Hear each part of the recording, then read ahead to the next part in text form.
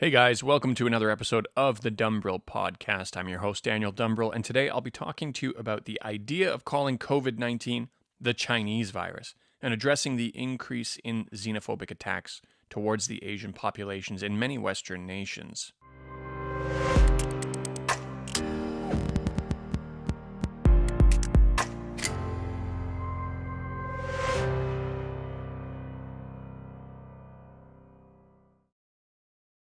All right, so this is a topic I've been thinking about for a while, particularly because I've had an increasingly growing number of people reaching out to me about being afraid or even giving up hope in regards to feeling like a target because of their appearance. I've done my best to respond to everyone who reached out to me, but considering how quickly the number of people contacting me is growing, I wanted to put something specific together to point those people to, particularly before it gets a bit too overwhelming to respond to everyone. So, the way I'm going to set this up here is to first talk about the concept of calling COVID 19 the Chinese virus, what's actually going on here, why people are doing it, and what it says about the people who are doing it. I'll speak about some of the other interesting side notes and stories that are related to this phenomena. Then I'll finish off with some advice and words of encouragement for those of you who are experiencing a tough time with this. So, first and foremost, let's talk about the idea of calling COVID 19 the Chinese virus and why exactly is it that the World Health Organization doesn't want you to name viruses after places. At the end of the day, we have Ebola virus, the West Nile virus, the Zika virus, and the Spanish flu, as you'll often hear from people who are so desperate to call this virus the Chinese virus. Well, let's first start off by making it clear Ebola is a river. There is no Ebolanese people to discriminate against. There are no West Nilese people for the same reason. Zika is a forest. There are no Zikanese people. And well, the Spanish flu was a long time ago, and I think we can all agree we've grown as a people since then, and don't say a lot of things we even said 20 years ago, let alone 100 years ago. There are, however, Chinese people, and there are Wuhanese people, or Wuhan people, or Wuhanren, as you would say in Chinese. And as a matter of fact, those Wuhan people were even discriminated against in China. This isn't exclusively an outside of China problem, of course. And even if someone wanted to make the argument that those other names are still somewhat regional, they're a little bit less connected to nationality or race specifically.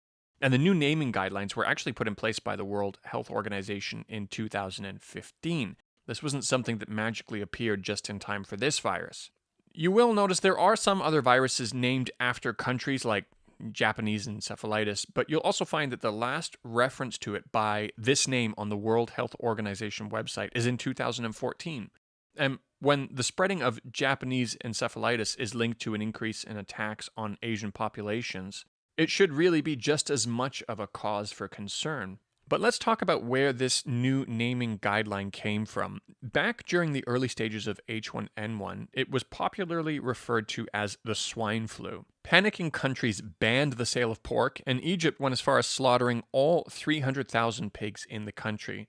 The problem with this is that while H1N1 likely originated in pigs, the 2009 H1N1 outbreak was almost exclusively a human-to-human transmission crisis. When you realize that even at a state level, you have entire nations making poor choices based on naming alone, you can begin to appreciate what the street-level implications are for naming a virus after a group of people. The scope and impact will be worse by many measures, considering how the human victims of a poorly named virus are subjected to the ignorance not of the state, but now the masses, which can oftentimes be far worse, not only because you're dealing with the ignorance of the uneducated, making an assumption here that government officials are in contrast educated, and as a result you're more likely to encounter uneducated or uncultured individuals in the general population. I know this is somewhat of a flawed idea, especially these days, but regardless, aside from this potential, aside from this example, the masses are generally speaking exposed to groups of people more than they are to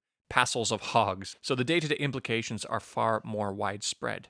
There are, of course, exceptions when a more widespread state-sponsored impact is felt by a group of people. Take, for example, in 1899 when the Honolulu government quarantined and burned the city's Chinatown after bubonic plague concerns were overly racialized. But we've learned so much about what's right and wrong since then. So getting back to the swine flu example, Let's ignore for a moment that now today with COVID-19, we're talking about humans instead of pigs who are affected by its naming. It might, however, still be worth mentioning that if you were to explain to the average person the illogical consequences for innocent pigs around the world to suffer, they'd probably say, well, I guess that makes sense. We should stop calling it swine flu. But for many of those same people, they don't seem too fazed about the risk of Asian people being assaulted when calling COVID-19 the Chinese virus. And that really begs an important question. We have a name for this virus. Why is it some people are so desperate to call this the Chinese virus? Well, my take is that there are really one of two possibilities here, keeping in mind it is them who are making an active effort to reject the official naming, which is already pretty indicative of them having an agenda. That agenda could either be simply because this is the perfect excuse to air out their underlying pre-existing racist tendencies that have been waiting so long for an outlet. I mean, if you think about it in terms of people who go as far as physically attacking Asians, it doesn't make sense that it's born from a true concern that these people are carriers of the virus. Otherwise, why would they be making physical contact with them? The second possibility is that their need to make a point about this virus's origin, or their need to villainize China, quite simply outweighs their concerns for ordinary innocent civilians. We have enough data and we have enough history to tell us that Asians will suffer from such rhetoric, but they make an active choice. They make a conscious conclusion that their need to make a point outweighs the safety of these innocent people. Now, this is where I'm going to divert a little bit off topic for a bit here. Somewhat. It's still loosely related, but it's in regards to the fact that Donald Trump has decided it is more important to make a specific superficial point than it is to be concerned about the safety of his Asian American citizens. So the point when Donald Trump really started to up his game was after Zhao Lijian, a Chinese politician, started tweeting conspiracy theories about COVID-19 originating in the US. While there are a lot of shocking details worth exploring, I thought it was a little premature to go so aggressive with these claims. But this is Zhao Lijian. We actually follow each other on Twitter, and he's no stranger to Twitter outbursts, long before this COVID-19 situation. Personally, I'll be honest, I found it a bit distasteful, but this was his own personal opinion. This is the thing that's interesting. People are so used to, or at least expectant of, a unified message for anyone who works for the Chinese Communist Party, that even an individual expressing themselves becomes representative of the party. It was Zhao Lijian's tweet that really pushed Trump to up his blame game and Chinese virus naming choice. And this is ironic for so many reasons. It is the people of the world that continually judge the level of free speech that China has or lacks, oftentimes with superficial metrics, which I won't get into with too much detail here. But when someone finally steps out of line with what usually seems to be like a carefully manicured and unified message from the CCP, oftentimes a message that doesn't bite back at this kind of stuff, critics have exposed that they didn't really ever want these people to have individual thought. Chinese people are actually even continually reminded of this when they try to explain to outsiders what they love about their country or government. They're disregarded as brainwashed, even the ones who are educated overseas, if they don't strictly agree with the West's criticisms of China. There are even a few people in Washington, D.C. who specifically said that Zhao Lijian should be banned from Twitter because of how responsible he now is for the degradation of Chinese-U.S. relations. But these same people never called to ban Donald Trump for his responsibility in the degradation of the safety of Asian Americans. Trump wants to send a message to Zhao Lijian. His need to make this message clear outweighs his concerns that he should have for the safety of many of his own citizens. If every other country in the world suddenly decided how their relationship with America works should be based on the worst loose cannon of an American politician, America wouldn't have any friends left, and they'd fare far worse than China has in this little fight. At the end of the day, whether I agree with Zhao Lijian's strategy or not, he's only doing a fraction of what the US usually says and does to China, whether it be through general fear-mongering on a regular basis or active, sponsored disinformation campaigns through the NED or Radio Asia.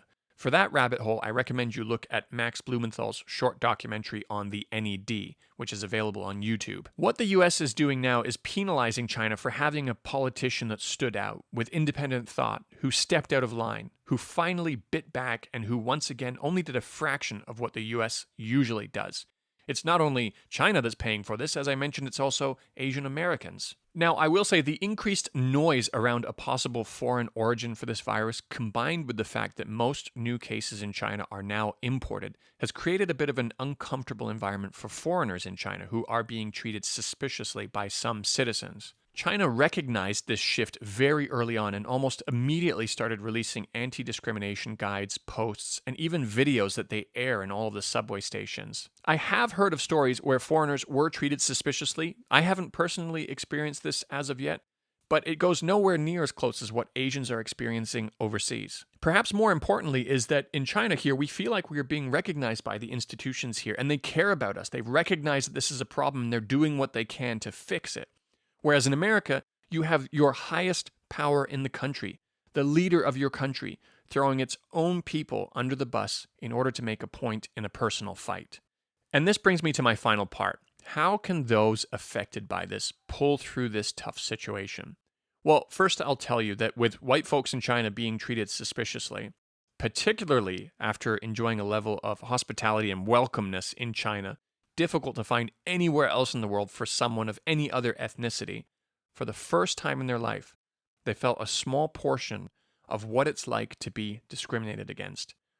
And as one of my Kiwi friends put it, it made him so much more empathetic towards the people who experience this on a more regular basis. Now, you as Asian Americans or elsewhere, wherever you're experiencing COVID-19 related discrimination, you probably didn't need this lesson. I'm sure under normal circumstances, you've already had the opportunity to experience discrimination once or twice, but probably nothing quite like what you're going through now, at least judging by the numbers and types of messages I've been receiving lately. In that regard, this is so much more of a learning opportunity for you than what you've normally been exposed to. Granted, it's a learning opportunity you didn't ask for. It's a learning opportunity you perhaps would rather do without. But it's here. Let's make the most of it. I'll start off by saying this will pass. It always does, so hang in there. After 9/11, it was anyone with brown skin who felt targeted. Muslims were the primary target, with mosques being burned down and other Muslims in the streets being targeted. But there was also collateral damage, even in the form of an actual death when a Sikh man with a turban was killed because his attacker thought he was a Muslim. It, of course, wouldn't matter even if he actually was a Muslim. This is a despicable crime regardless. But perhaps an important point for those of you who are not Chinese and being targeted simply for being Asian or Asian looking. If you're in a situation where you feel the best way for you to protect yourself is to try and convince your attacker that you're not Chinese, I'm not going to judge you. But if you're using this strategy not out of necessity, but because you yourself discriminate against the Chinese and are more offended at being mistaken as a Chinese than you are at the actual discrimination that was meant for the Chinese, then shame on you. The reason I think about this and the reason I'm mentioning this is because I saw a tweet from a Canadian Hong Konger in Vancouver. He goes by the anonymous name of Wappa, who was cheering on Donald Trump for calling this virus Chinese virus. Wappa is an individual who has long dedicated a significant amount of time to publish misleading or fabricated content with a goal of dehumanizing or discriminating against mainland Chinese, trying to paint them as uncivilized or inferior to Hong Kongers. He actually went as far as replying to one of his followers who reminded him that even Hong Kongers were being attacked because of the branding surrounding this virus as a Chinese virus. He went as far as responding to one of his followers who reminded him that even Hong Kongers were being attacked because of the branding of this virus as the Chinese virus, by replying and saying he finds it hard to believe that they weren't speaking Mandarin Chinese. Let's just ignore for a moment how okay it seems like he would have been if this story was about a mainlander speaking Mandarin being beat up, something he's previously promoted to happen in Saskatchewan. I'll first start off by explaining that in Hong Kong they speak Cantonese, and Wappa is so detached from reality and has such an immense superiority complex that he has honestly convinced himself that the average racist guy attacking someone who they think is Chinese, who's usually not even able to distinguish Japanese or Koreans, would have the ability to distinguish Cantonese from Mandarin. I'm not going to lie here, I really am disgusted by this guy, and I just wanted to find an opportunity to get this story off my chest. But let's continue on to something more constructive. What's happening here is you're becoming hyper aware of what it's like to be even more of a target than you usually are.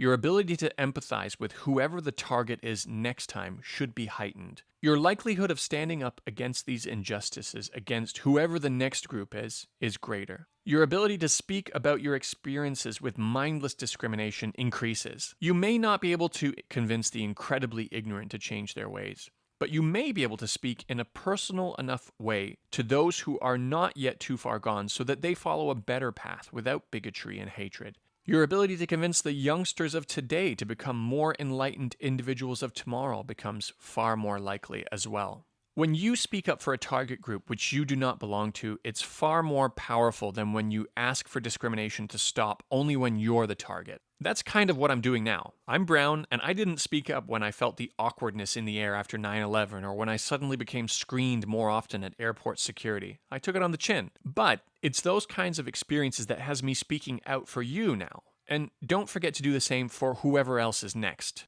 But don't overdo it. While my experience as a brown person in North America after 9/11 shaped my philosophies of today, what I'm doing right now also comes with a whole new set of epiphanies. I would actually always be quite perplexed when I saw white people who would get more offended than me when it came to ignorance-based racism. If you look at the Justin Trudeau blackface incident, you can see what I mean with a really great recent example. When the CBC News in Canada went out and interviewed people on the streets about how offensive they found the Justin Trudeau blackface incident, it was almost exclusively white people who were offended by it the most. Ethnic minorities kind of laughed it off and they said they don't see what the big deal was, or at most they thought it was just a really stupid thing to do. There were some people who picked up on the irony of Justin Trudeau being such a socially woke virtue signaler being caught up in something like this. But it was really white people who found it the most racist and the most offensive. I gotta be honest with you, I kind of made fun of people like that, and I even thought they can sometimes push it so far that they actually create a kind of inequality in the opposite direction,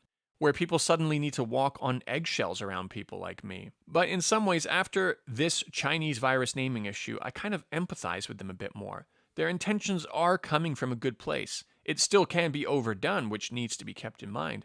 But after hearing from people who are affected a lot more by what's going on now than how I was affected as a brown person after 9/11, I've recognized that some people really do need this support that we provide when they're becoming outraged on behalf of others. It keeps people accountable, and once again, it's more credible when someone is doing it with the intention of helping someone else rather than themselves. You may not come to the same conclusions and methodologies that I have here, but at bare minimum, this is life throwing you an experience that you can contemplate, that you can ask questions about, that you can grow from, you can learn from, and you can become a better person from. Even if your eventual advice looks different from mine, one day tomorrow, someone else is going to require the valuable experience that you've gained from being a target today. Stay positive, guys. Always look for the silver lining. I'm there for you. There are many other people there for you also. And eventually, you'll be that same kind of person for someone else. I'll see you in the next episode.